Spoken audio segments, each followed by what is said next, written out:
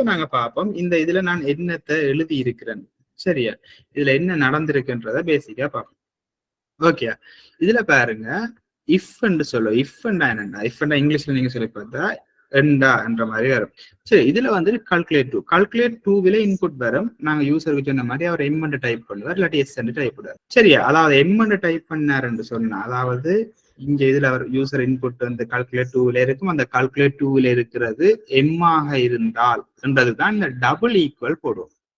எம்மாக இருந்தால் என்றால் அந்த டபுள் ஈக்குவல் போடுவோம். நீங்க தனி ஈக்குவல் யூஸ் பண்ணல. ஏன் நீங்க தனி ஈக்குவல் யூஸ் பண்ணல? தனி ஈக்குவல் என்னத்துக்கு யூஸ் பண்றோம்? ஒரு டேட்டாவை ஒரு வேரியபிளுக்கு அசைன் பண்றதுக்கு தான் நாங்க வந்துட்டு சிங்கிள் ஈக்குவல் சைன் போடுறோம். சிங்கிள் ஈக்குவல் சைன் நாங்க யூஸ் பண்றது ஒரு டேட்டாவை ஒரு வேரியபிளுக்கு அசைன் பண்றதுக்கு.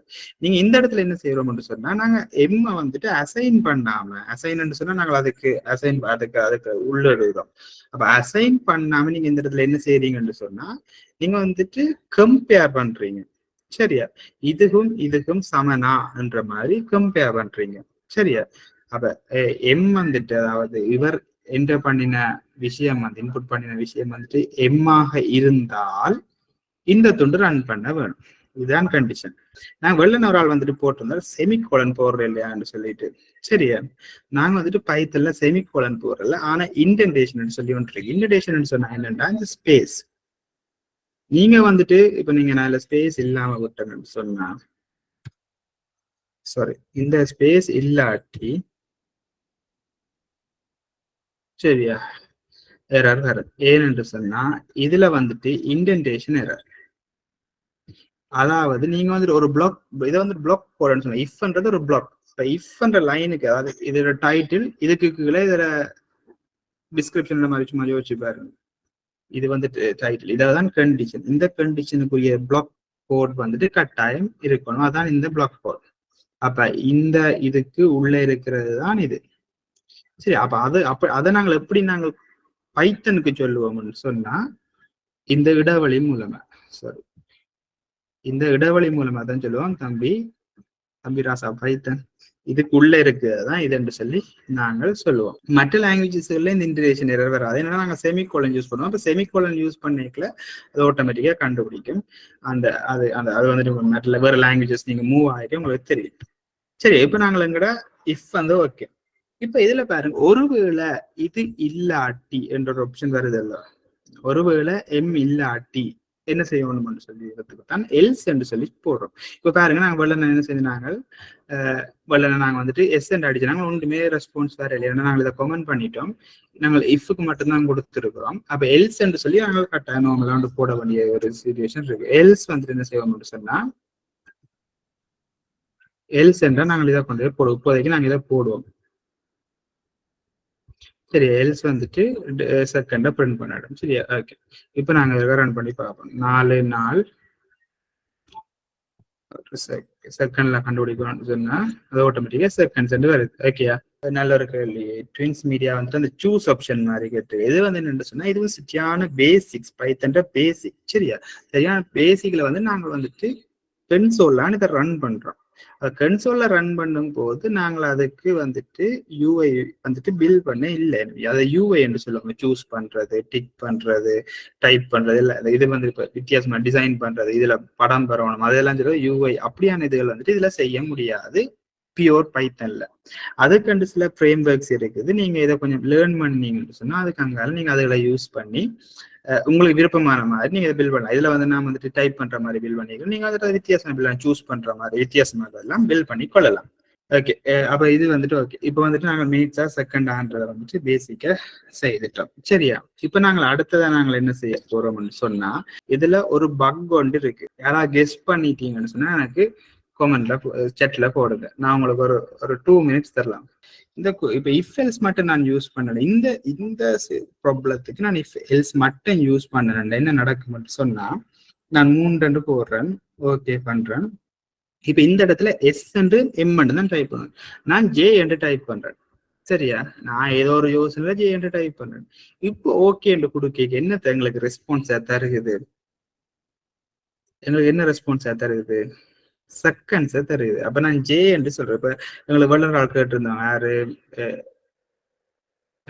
ஆல்பர்ட் கேட்ட மாதிரி அவர்ஸ் நான் சும்மா யோசிக்கணும் ஏன் நான் அவர்ஸை செலக்ட் பண்ணக்கூடாதுன்னு போட்டு அவர்ஸை சூஸ் பண்ண அவர்ஸ் சொல்லி ஹெச்என் டைப் பண்ணினாலும் எனக்கு செகண்ட் தான் தரும். சரி, அப்ப இதுல வந்து என்ன நடக்கும்னு சொன்னா இதுல இன்னொரு கண்டிஷன் போடுவோம் நாங்க. சரி, அதை நான் சொல்ல எல்இஃப் சொல்லி சொல்லுவோம். அதுக்குள்ள கால்குலேட்டர் 2 சமன் எம் போட்டு சாரி எஸ் போட்டுட்டு கடைசியா என்ன செய்வோம்னு சொன்னா இந்த ரெண்டுமே இல்லாட்டி ஒருவேளை எஸ் டைப் பண்ணலாம் இல்லாட்டி எம் டைப் பண்ணலாம். அப்படின்னு சொன்னா திருப்பி நான் எல்ஸ் கொண்டு போடுறேன், ராங் இன்புட் போறேன். இப்போ ராங் இன்புட். சரி, இப்போ ஒரு ரன் பண்ணி பார்ப்போம். சரியா, 3 நாள் 3 days.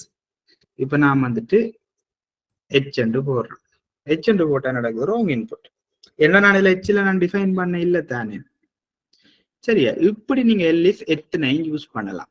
சரியா, இப்ப நீங்க ஆல்பர்ட் கேட்ட மாதிரி நீங்க வந்துட்டு இதுல அவர்ஸும் செய்யணும்னு சொன்னா ஓகே, நாங்க இப்ப அதையும் செய்வோம். சரியா, இதை போட்டுட்டு நான் இதை அப்படியே இந்த பிளாக்கா அப்படியே பார்ப்பேன். இந்த பிளாக் தான் எங்களுக்கு தேவை. ஹெச் அண்ட் ஆராவை டைப் பண்ணோம்னு சொன்னா அவர்ஸ் பார்க்கணும். எத்தனை செகண்ட்ஸ் இல்ல 24 பெருக்கி விட்டாலே அவர்ஸ் வரும் தானே. அவர்ஸ் போடுறேன். இங்கேயும் வந்துட்டு யூசருக்காண்டி ஹெச் வந்துட்டு ஹெச் நீங்க டைப் பண்ணீங்கன்னா அவர்ஸ் போடுறேன். ஓகேயா, சரிதானே. ஓகே, இப்போ இருக்க பார்ப்போம் அவர்ஸ் வருதான்னு பார்ப்போம். இன்றைய டேஸ் 5 நாள். ஓகே, எனக்கு அவர்ஸ் தான் வேணும் சொன்னா 5 நாள்ல 120 ஹவர்ஸ் இருக்கு. அந்த எம் அண்ட் எஸ் தேவை அப்படின்னு சொன்னா நாங்கள் இப்ப நாங்க இதுவரைக்கும் லேர்ன் பண்ணதை வச்சுக்கொண்டு செய்ய முடியாது. அதுக்கு வந்துட்டு நாங்கள் லூப்ஸ் பாவிப்போம். நிறைய வகையில நாங்கள் சால்வ் பண்ணலாம். திருப்பி ரன் பண்ணாது. அவர் இன்புட் பண்ண எல்லாத்தையுமே செக் பண்ணணும். என்ன செக் பண்ணிக்கிறேன் ஃபுல்லா செக் பண்ணி அது கொஞ்சம் அட்வான்ஸா இருக்கும். அவருக்கு 2 தேவையில்லாலும் இது பண்ணலாம். ஆனா நாங்கள் ஒரு விஷயத்தை இப்ப நாங்க செய்யற மாதிரியே சிம்பிளா நாங்கள் ஒரு விஷயத்த வந்துட்டு ஒரு வகையில சால்வ் பண்ணலாம். அது என்னன்னு சொன்னா இந்த பிளாக்கை திருப்பி காப்பி பண்ணி இதுல நாங்கள் இன்னொன்று எழுதுவோம். என்னன்னு சொன்னா இந்த இன்டென்டேஷன் முக்கியமா இந்த ஸ்பேஸ் பிள்ளையாக போட்டீங்கன்னா உங்களுக்கு எரர் வரும். நீங்க செமிகோல் இப்ப பைத்தன் டெவலப்பர்ஸ் எல்லாம் சொல்றது நாங்க வந்துட்டு செமிகோலன் யூஸ் பண்றதுல அந்த நிறைய மீம்ஸ் எல்லாம் வரும். நாங்க செமிகோலன் யூஸ் பண்றதுல சொல்லி கெத்தா கேட்கிற மாதிரி. ஆனா நாங்க செமிகோலன் யூஸ் பண்ணாடி உங்களுக்கு எரர் வராது, சிங்கிள் ஸ்பேஸால உங்களுக்கு எரர் வரும். சரி, அதான் பைத்தன் டெவலப்பர்ஸ். ஓகே ஓகே, இப்ப இதுல பார்ப்போம். நாங்க இன்னொரு ஆப்ஷன் கொடுப்போம். ஏ என்று டைப் பண்ணாருண்டா, ஒருவேளை அவர் ஏ என்று டைப் பண்ணாருண்டா அவருக்கு எல்லாத்தையும் கொடுப்போம். சரியா, அனிஷாவோட கிளையன்ட் வந்து அனிஷாவுக்கு வந்துட்டு சில வேளை எல்லாமே அவருக்கு தேவை என்று சொன்னா மினிட்ஸ் தேவை, செகண்ட்ஸ் தேவை, அடுத்தது அவர்ஸும் தேவை. இந்த 3 இதுல போடலாம். சரியா, போட்டுட்டா இப்ப நான் ரன் பண்ணி பார்ப்போம். Days 5 days. ஓகே, சாரி, நான் இதுல மேல இதுல போடல. இதுல போட்டாதான் எங்களுக்கு அந்த யூசர் இன்புட்டுக்கு இடத்துல போடணும். ஏன்னு போட்டா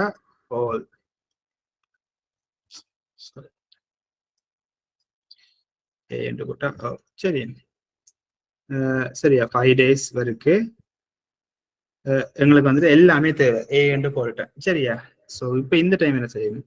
5 days 120 hours, 5 days 7200 minutes, 5 days 6,32,000 seconds.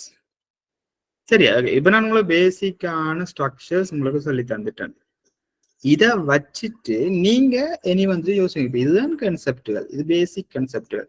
இதை வச்சுட்டு ஒரு ப்ராப்ளம் வருதுன்னு சொன்னா நீங்க அதை எப்படி அதை சால்வ் பண்ணுவீங்க என்றதை யோசிக்கிறதான் ப்ரோக்ராமிங். சரியா, இது இப்ப நீங்க பிகினிங் ஸ்டேஜ்ல இருக்கிறபடினால உங்களுக்கு சிண்டெக்ஸும் கொஞ்சம் லேர்ன் பண்ண வேண்டிய ஒரு டைம் இருக்குமே ஒழிய நீங்க ஒரு ப்ரோக்ராமர் ஆகணும்னு சொன்னா எப்படி நான் இதை சால்வ் பண்ணுவேன்ன்றதான் விஷயம். சரியா, ஓகே. இப்ப ஃபார் எக்ஸாம்பிள் வந்துட்டு